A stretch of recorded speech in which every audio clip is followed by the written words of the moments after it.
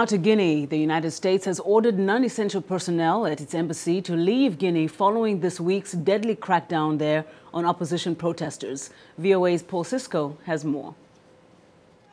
A local rights group says Ghanaian security forces killed at least 157 people and wounded 1,200 others at a stadium in Conakry on Monday. Government officials put the death toll at much less. The killing started after tens of thousands defied a ban to gather at the country's main football stadium to protest against the country's military ruler, Captain Moussa Dadis Camara. Security forces are accused of attacking the crowd. Witnesses say soldiers pursued the crowds as they dispersed into the streets around the stadium. Several opposition leaders have reportedly been arrested. Human rights groups say they have received reports of women being raped in the streets and of other victims being bayoneted. There has been worldwide condemnation of the violence, the worst since Mr. Camara seized power in a coup last year.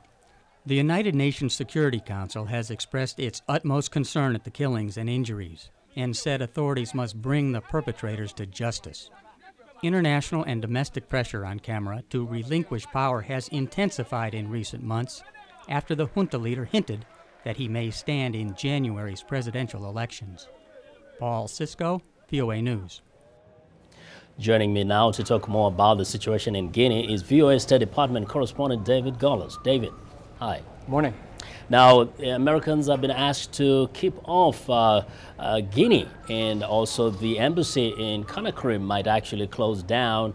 What is really the official position of the U.S. regarding the developments in Guinea? Well, you're right. The travel alert was issued advising Americans to avoid travel to Guinea. As far as I know, the embassy has remained open, but non-essential personnel from the embassy are being taken out of the country, evacuated, which is a very severe step. And I think the State Department reacted to Monday's violence in Guinea with some very strong rhetoric. They described the use of force by the military as brazen and inappropriate, and said the United States will be contacting other members of the International Contact Group on Guinea on follow-up action.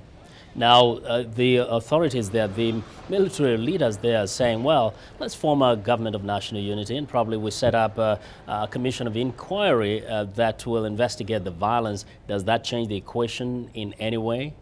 Well, there's a lot of pressure from human rights groups and some European countries and some African countries also for an independent inquiry into this incident. And it certainly has caught the attention of the United States.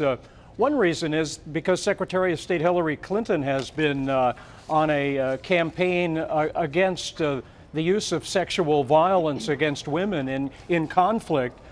She presided over a UN Security Council session Wednesday that approved a resolution to that effect, and now we have these reports from Guinea that sexual violence was directed against female protesters, and so it makes it an even more serious situation as far as the United States is concerned. Now, some, of course, would like to know, what is the relationship between the U.S. and Guinea?